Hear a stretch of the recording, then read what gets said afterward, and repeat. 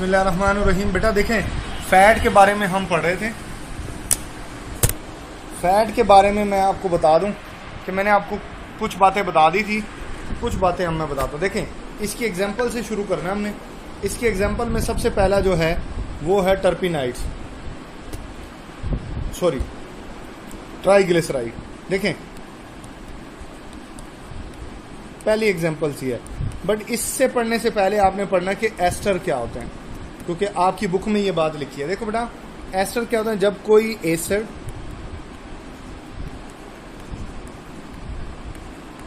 किसी अल्कोहल के साथ मिलता है, जब कोई एसिड किसी अल्कोहल के साथ मिलता है तो एस्टर बनता है। क्या बनेगा? एस्टर। अच्छा चलें, अब मसलन मैं बना के दिखाता हूँ। सबसे पहले CH3, ये एसिडिक एसिड है। ये क्या है? Acidic acid. ये मिला है C2H5OH के साथ। This will be a ethyl alcohol. ठीक हो गया? ये आपस में मैच करें। मैच करने के बाद ये देखो, यहां से OH,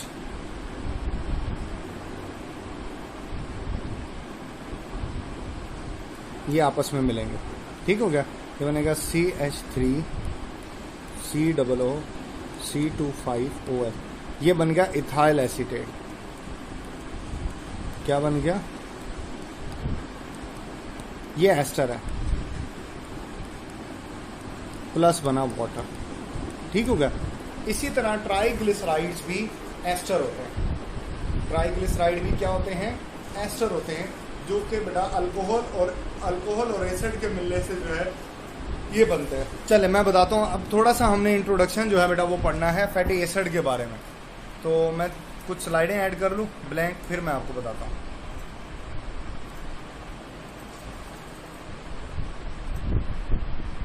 देखिए, फैटी एसिड क्या होता है? फैटी एसिड क्या होता है ये थोड़ा सा हमने सीखना है।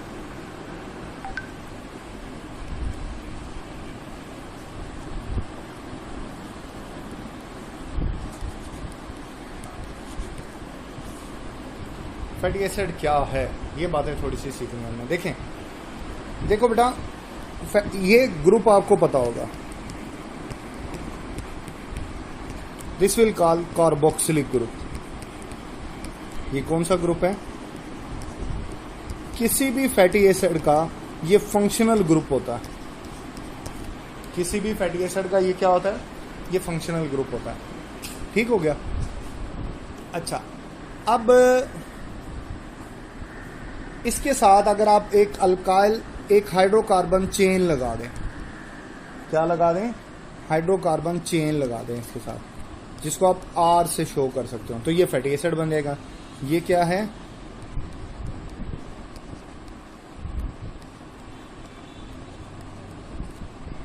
चेन बोल लें, या एक कार्बन भी लगा देंगे तो भी चलेगा। ये फैटी एसिड है, जर्नल फैटी एसिड है। मसलन फर्ज कर रहे हैं, देखिए जी, सबसे छोटा फैटी एसिड बनाता हूं। यहां पर लगा देता हूं मैं CH3। ये बन गया एसिटिक एसिड। ये सबसे छोटा है।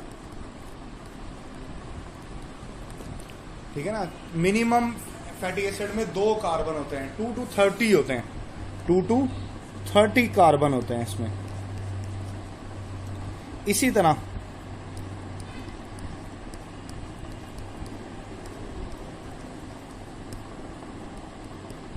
ये बन गया प्रोपानोइक एसिड।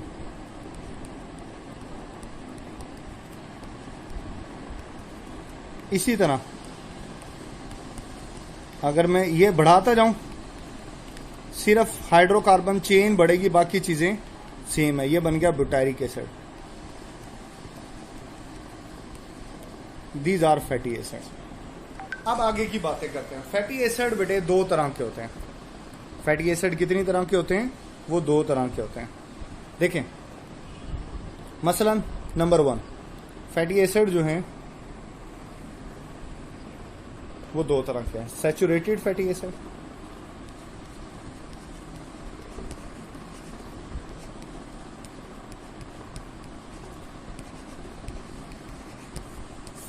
और अनसैचुरेटेड फैटी एसिड।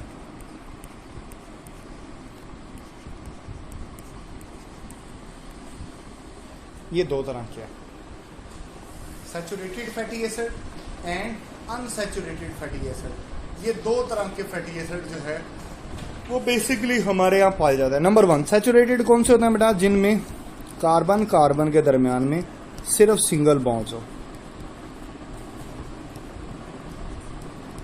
कार्बन और कार्बन के दरमियान में जिसमें सिर्फ सिंगल बॉन्ड हो वो सैचुरेटेड कहलाएगा, और जिसमें कार्बन और कार्बन के दरमियान में सिर्फ डबल बॉन्ड हो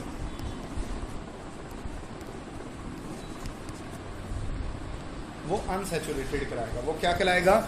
अनसैचुरेटेड। ये बात याद रखनी है। अब ये डबल बॉन्ड 1 भी हो सकते हैं और मोर भी हो सकते हैं, एक या एक से ज्यादा। एक भी होगा तो भी वो अनसैचुरेटेड ही कहलाएगा। अब इसकी एग्जांपल है पाल्मिटिक एसिड।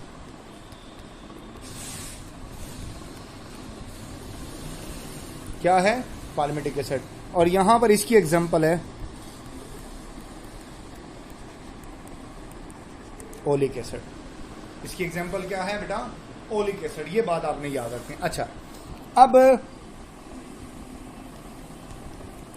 ये जो होते हैं ना, ये सॉलिड इन नेचर होते हैं,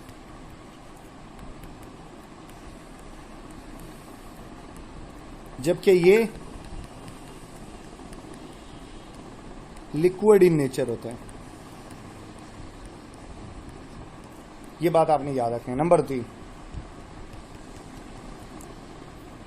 ये सॉलिड होते हैं, ये लिक्विड होते हैं, ये एनिमल ओरिजिन के होते हैं।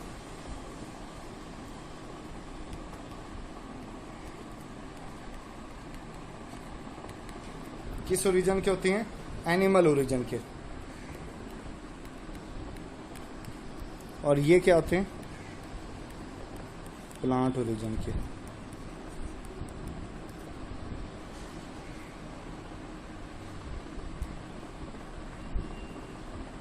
ठीक हो गया? ये बात आपने याद रखनी है। अच्छा, अब एक और तरीकेकार बताता हूं बेटा।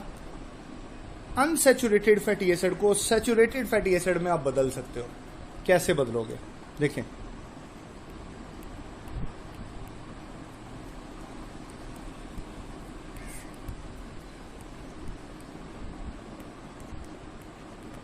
में बदल सकते हो। कैसे बदलोगे? Via hydrogenation. वाया हाइड्रोजिनेशन आप ये कर सकते हो। ठीक है ना? जैसे हम जो है ऑयल से वनस्पति घी बनाते हैं,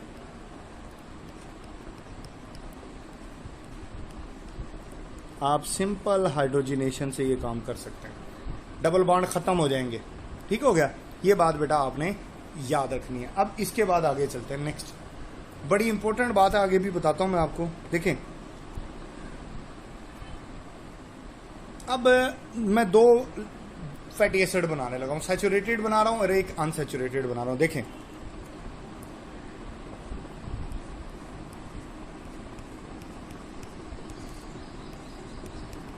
दो, 3, 4, 5, 6, 7, 8, 9, 10,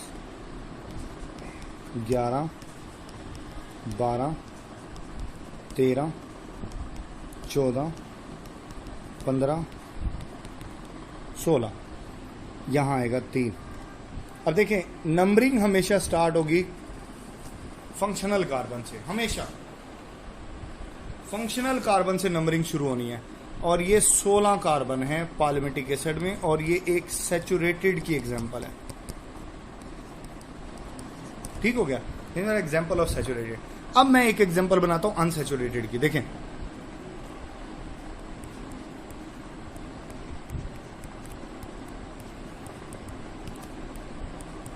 तीन, 4, 5, 6, 7, 8, 9, 10, 11, 12, 13, 14, 15, 16, 17 और ये 18, ये भी 3 आ जाएगा 18। आप देख रहे हो कार्बन नंबर 9 और कार्बन नंबर 10 के दरमियान में एक डबल बॉन्ड है, आप नोट करें। और इस वजह से ये ओलिक एसिड क्या है, ये अनसैचुरेटेड है। ये क्या है, अनसैचुरेटेड फैटी एसिड की एग्जांपल है। नंबरिंग इसकी भी यहीं से शुरू होती है, सबकी नंबरिंग यहां से शुरू हो जाएगी। बात समझ आ गई आपको? चले, अच्छा अब एक और चीज है, 2-3 बातें आपको डिस्कस करनी है। मैं उसमें कलर चेंज कर दूं फिर वो डिस्कस करूंगा ताकि बात आपको अच्छे से समझ आए। ग्रीन कलर देखें, वो क्या डिस्कस करना है, वो डिस्कस करनी है हमने सोलबिलिटी और मेल्टिंग पॉइंट। ये 2 बातें हमने डिस्कस करनी है, सोलबिलिटी और मेल्टिंग पॉइंट। देखें, मैंने कहा था कि ये जो फैट्स होते हैं they are soluble in organic solvents, water में ये इनसोलेबल होते हैं। उसकी क्या वजह, ये बात मैंने कही थी ना आपको। देखो बेटा, उसकी वजह ये हाइड्रोकार्बन चेन है। ये जो चेन है ना, ये वाली, this will be a hydrocarbon chain. ये क्या है,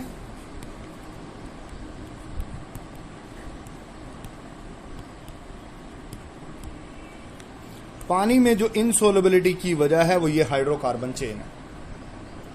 ये ऑर्गेनिक नेचर है। हाइड्रोकार्बन चेन की वजह से ही ये ऑर्गेनिक सॉल्वेंट में हल होते हैं। किस में हल होते हैं? ऑर्गेनिक सॉल्वेंट के अंदर। अब जैसे जैसे कार्बन की चेन बढ़ती जाएगी, इसका हाइड्रोकार्बन नेचर बढ़ता जाएगा, ऑर्गेनिक नेचर बढ़ता जाएगा, और ऑर्गेनिक सॉल्वेंट में इसकी सोलेबिलिटी बढ़ती जाएगी और वाटर में इसकी सोलेबिलिटी कम हो जाएगी। आप जानते हो ये नॉन पोलर होते हैं। पानी तो पोलर है। जैसे जैसे कार्बन की लेंथ बढ़ती जाएगी, इसका ऑर्गेनिक सॉल्वेंट में इसकी सोलेबिलिटी इंक्रीज होती जाएगी, क्योंकि इसकी हाइड्रोकार्बन चेन बढ़ रही है, इसका नॉन पोलर नेचर बढ़ रहा है। जैसे जैसे कार्बन बढ़ाते जाओगे, नॉन पोलर नेचर बढ़ता जाएगा, नॉन पोलर चेन बढ़ता जाएगा, तो नॉन पोलर सॉल्वेंट में इसकी सोलेबिलिटी इंक्रीज होती जाएगी। ये बात याद रखनी है, ठीक है?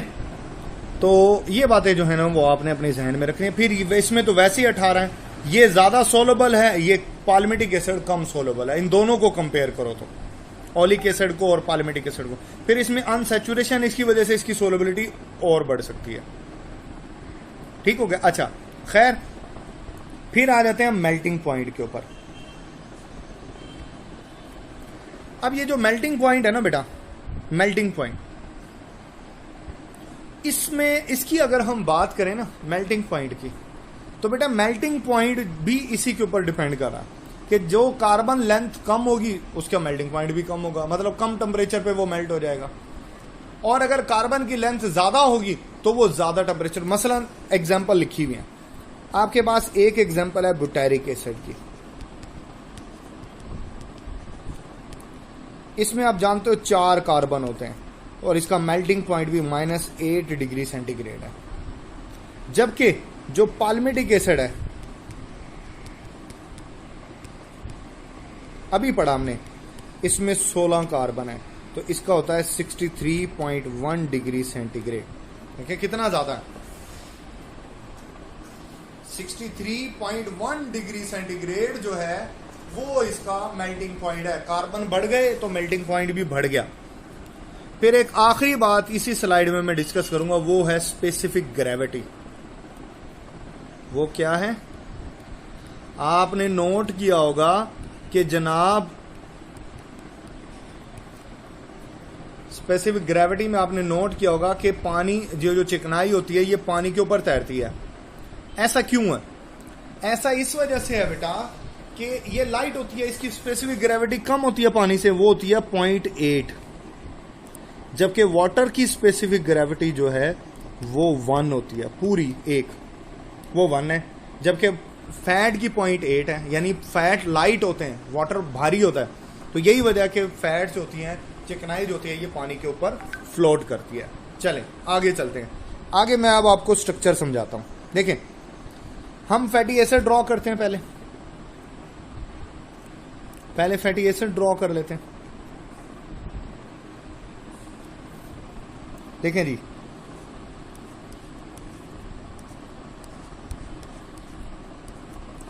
फैटी एसिड नंबर 1,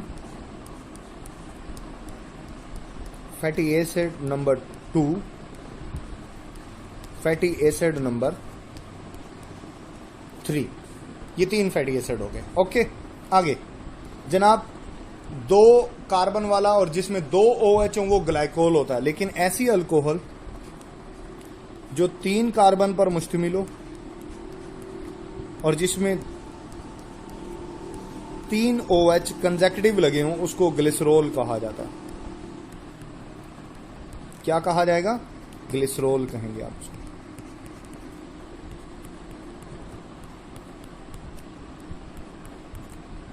ठीक हो गया। अच्छा, अब ये आपस में कमांड। अब यहां ना एक क्वेश्चन, कॉमन आस्किंग क्वेश्चन है, वो पता क्या है? वो ये है कि सर बॉन्ड बनेगा इनमें,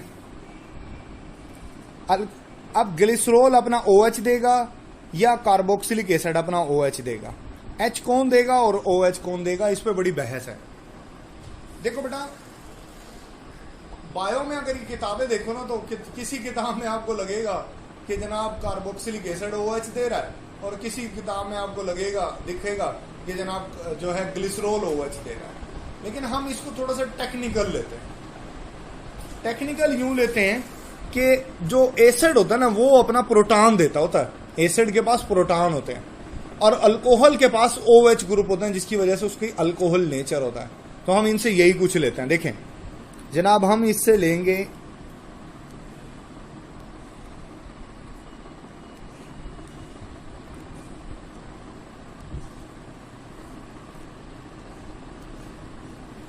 ये जी, ये हमने ले लिया। हमने क्या किया जी? हमने ये किया है कि हमने एसिड से लिया प्रोटॉन और जो बेस है, जो अल्कोहल है, उससे जी हमने लिया है OH। सही है। चलें अब मैं इसको जोड़ता हूं।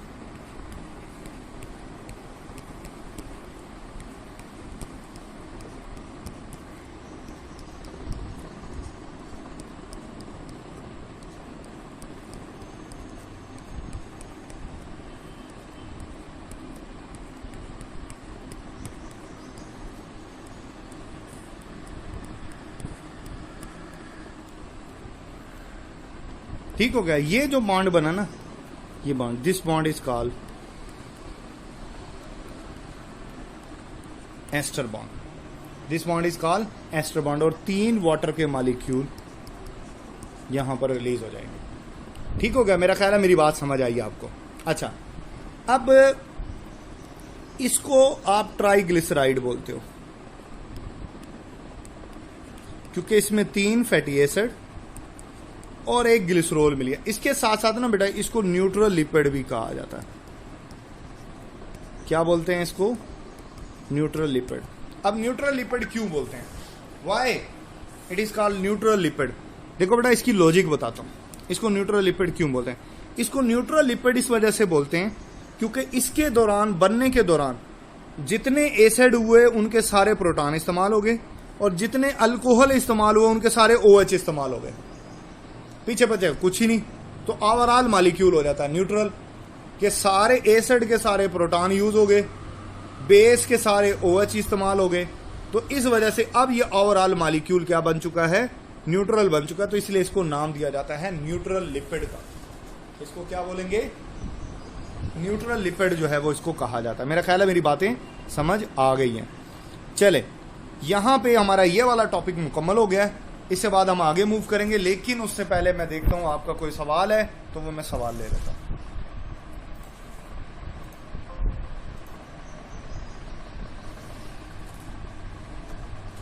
जी,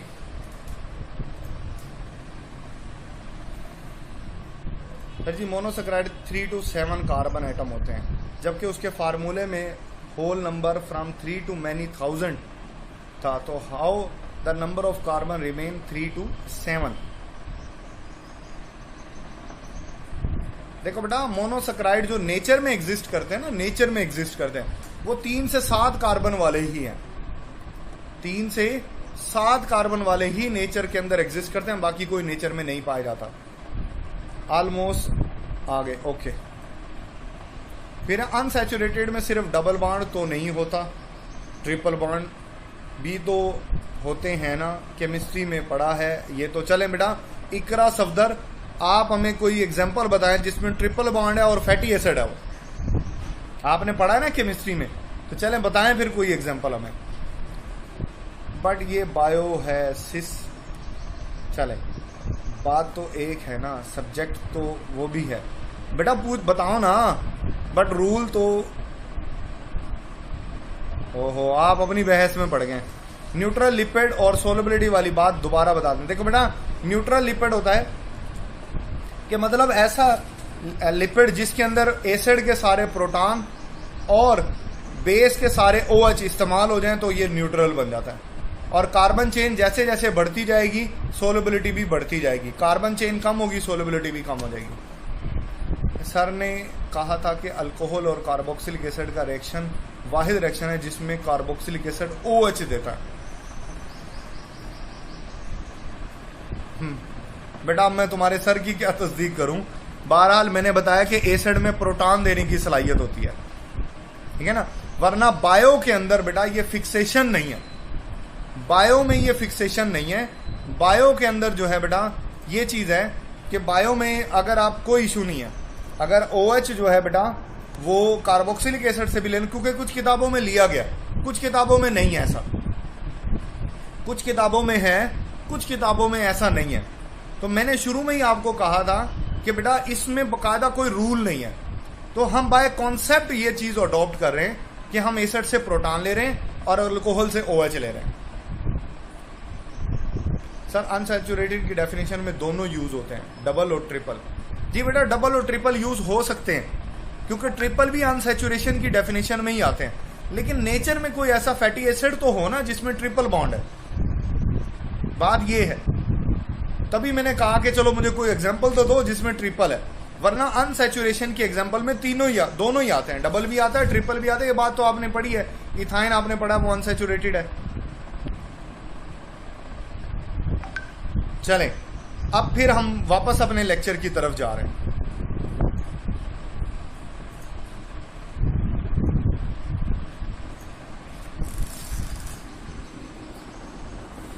जी अब अगला जो पार्ट हमने करना बेटा वो है वैक्स।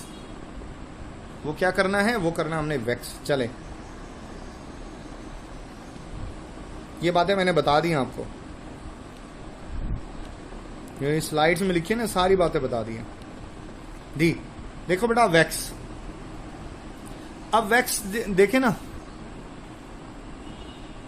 ये केमिकल, इसकी डेफिनेशन सबसे पहले देखना है। Chemically waxes are long chain of alkane, कि एक तो ये अल्केन होते हैं और अब बाकी जो फैटी एसिड थे ना उसमें इवन नंबर होता है, उनमें क्या होता है, इवन नंबर होता है। और ये 2 to 30 तक होते हैं, 2 से लेके 30 तक यूजुअली, जबकि इसमें ऑड नंबर है ना, 25 से लेके 35 तक। ये ऑड नंबर बेटा इनकी वजह से, अल्कोहल और कीटोन की वजह से, अल्कोहल और कीटोन की वजह से जो है वो इनके अंदर ऑड नंबर होता है। बात समझिए आपने, अल्कोहल और कीटोन की वजह से इसके अंदर ऑड नंबर होता है, वरना इसके जो फैटी एसिड होते हैं वो भी इवन नंबर वाले ही होते हैं। ठीक है ना, ये बात आपने याद रखनी है। डेफिनेशन के हवाले से एमसीक्यूज आ जाता है। दूसरा एमसीक्यूज इसके फंक्शन को लेके आता है कि जनाब इनमें प्रोटेक्टिव कोटिंग होती है। इनमें क्या होती है, प्रोटेक्टिव कोटिंग होती है। किसके इर्द गिर्द, फ्रूट लीव्स के इर्द गिर्द। ये किस चीज से प्रोटेक्ट करती है, 2 चीजों से। नंबर 1, एक तो ये वाटर लॉस को प्रिवेंट करती है, क्योंकि फैट है ना, ये वाटर लॉस को प्रिवेंट करेगी। एक तो ये काम करेगी, it will prevent from water loss. ठीक हो गया। नंबर 2, इसके अलावा देखें बेटा, ये वैक्स जो होती है ना, ये एब्रेसिव डैमेज से भी बचाती है। ये जो फ्रिक्शन होती है ना, फ्रिक्शन, उसको लेस करती है, जिससे रगड़ की चोट नहीं लगती। एब्रेसिव डैमेज क्या होती है? रगड़ की चोट। रगड़ की चोट कम हो जाती है, फ्रिक्शन कम कर देती है ये, क्योंकि फैट है, दो पुर्जों में आप फैट और वैक्स देते हो, बजाते हैं। हम वैक्स बीज वगैरह भी पैदा करती हैं, ठीक है ना, वैक्स शीप भी पैदा करती है, वो यूज होती है। हमारा कान में भी वैक्स होता है ताकि कोई इंसेक्ट, कोई डस्ट वगैरह जो है वो अंदर ना आ जाए, तो हमारा कान भी वैक्स पैदा करता है। ये बेटा इसके यूजेस हैं, इसके इस्तेमालात हैं। बाकी इसकी डेफिनेशन मैंने आपको बता दी। अब इसके बाद जो है ना हमारा बड़ा इंपॉर्टेंट टॉपिक है, उसकी तरफ हम जाएंगे, वो है फास्फोलिपिड। देखो बेटा, ये फास्फोलिपिड है। फास्फोलिपिड बेसिकली किस चीज का बना होता है? ये बना होता है फास्फोटेडिक एसिड का। आप देखें,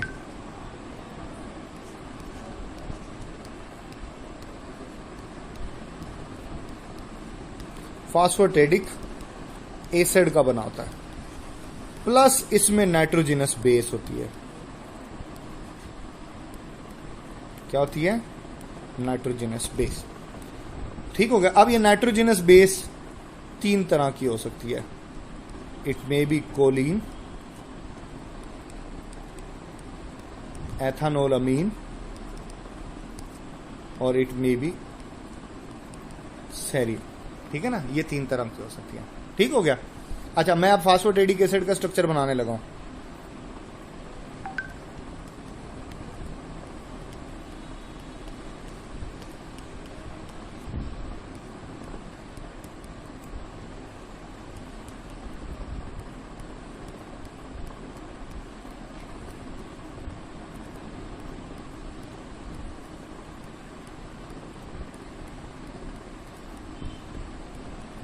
दिस इज फास्फोटेडिक एसिड। ये क्या है? ये फास्फोटेडिक एसिड है पूरा। अच्छा, अब मैं बनाता हूं नाइट्रोजनस बेस में, आपकी बुक में लिखी हुई है कोलिन, तो मैं भी यही बनाऊंगा।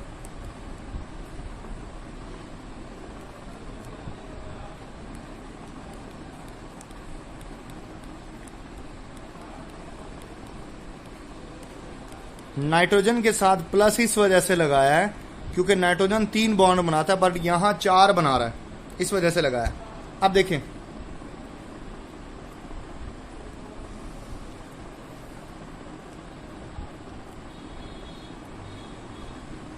अगेन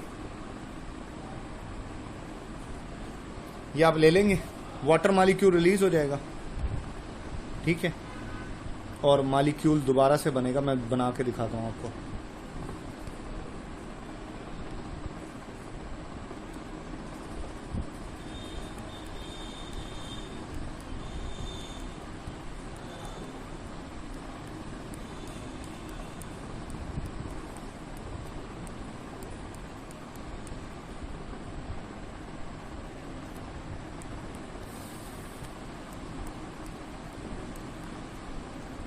की मिस्टेक होगी, ठहरे।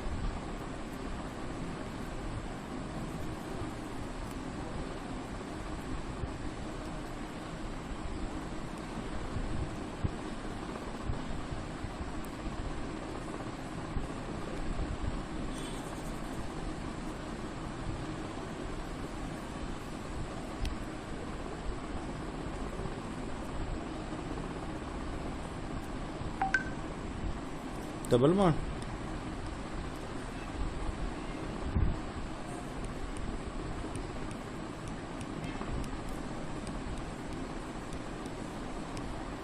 आप इसको इकट्ठा करके भी लिख सकते हैं।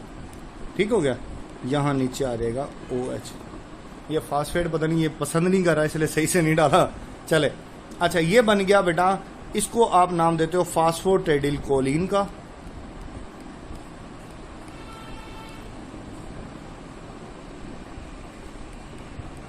कोलिन, और इसको लेसिथिन भी कहा जाता है, इसका कॉमन नेम है, ये आपने याद रखना है। ठीक है ना, इसको लेसिथिन भी कहते हैं। अच्छा, अब ये मैं इसकी एक स्लाइड ऐड कर दूं, फिर मैं आपको कुछ बातें और समझाता हूं इसी से रिलेटेड।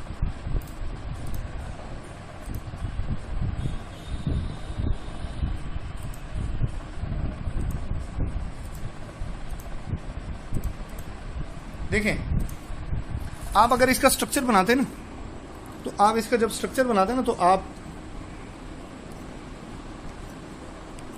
क्या करते हो, कुछ यूं बनाते हो, ये हेड,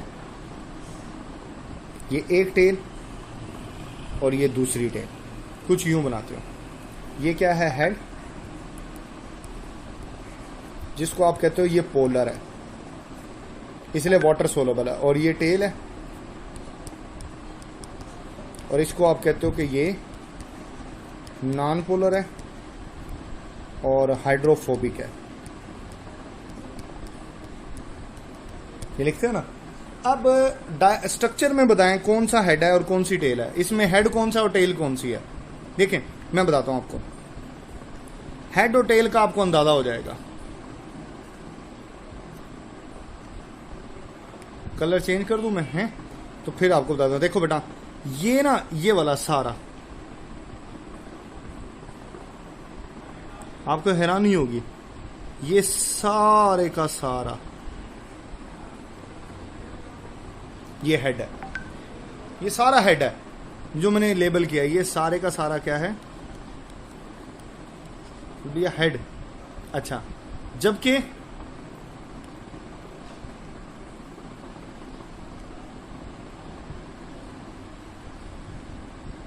ये वाला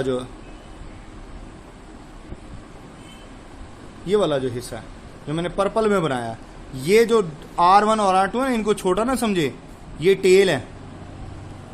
एक में 16 और एक में 18 कार्बन होते हैं, ये 16 और एक में 18, ये R1 और R2 टेल है, बाकी सारा हेड है। ये बात आपने याद रखनी है। चले अब देखें इसमें कौन कौन से कंपोनेंट हैं।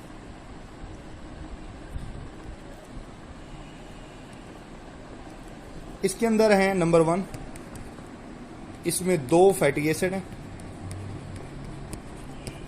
आपने 2 फैटी एसिड थे इसमें R1 R2 के हिसाब से ना। इसमें 1 अदद ग्लिसरॉल है,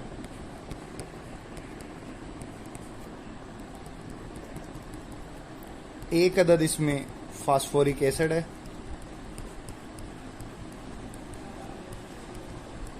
जिसको आप लिखते हो H3PO4। ये आपके पास, अगर आप इसको खोल कर लिखें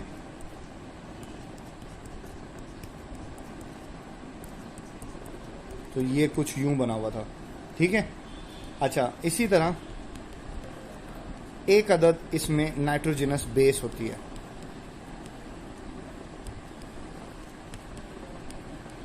ये 4 चीजें हैं फास्फोलिपिड के अंदर, ठीक है ना। उनकी तादाद भी मैंने लिख दी एमसीक्यूज के लिए।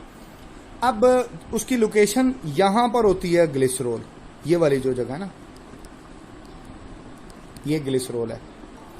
ये वाली जगह पर होती है नाइट्रोजनस बेस। दरमियान में होता है फास्फोरिक एसिड।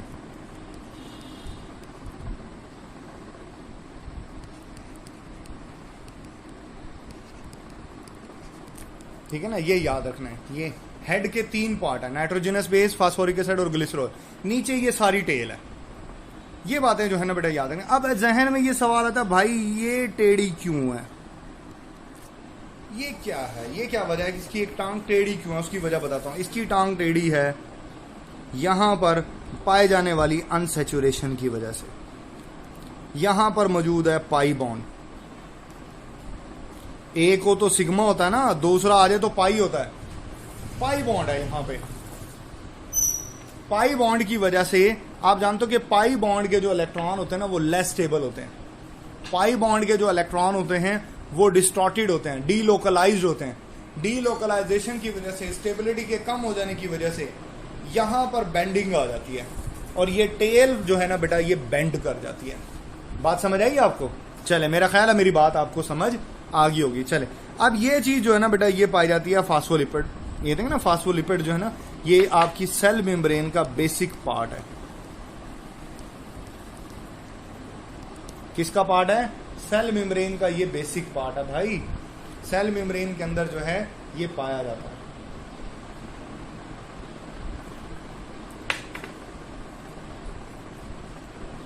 हमारा टाइम खत्म होने वाला है। मैंने आखिरी बात अपनी पूरी करनी है, फिर मैं आपके कुछ सवालों की तरफ भी आ जाऊंगा। ठीक है, steroid are also the example of lipids. ये जो रिंग होता है ना, ये वाला, इसको स्टीरॉयड रिंग कहा जाता है। जिसके पास भी ये रिंग है वो स्टीरॉयड। हमारे जितने सेक्स हार्मोन होते हैं वो लिपिड नेचर के होते हैं और उसके अंदर स्टीरॉयड होता है, और ये टर्पिनाइड से ओरिजिन है इनका। आगे देखें ना, टर्पिनाइड्स,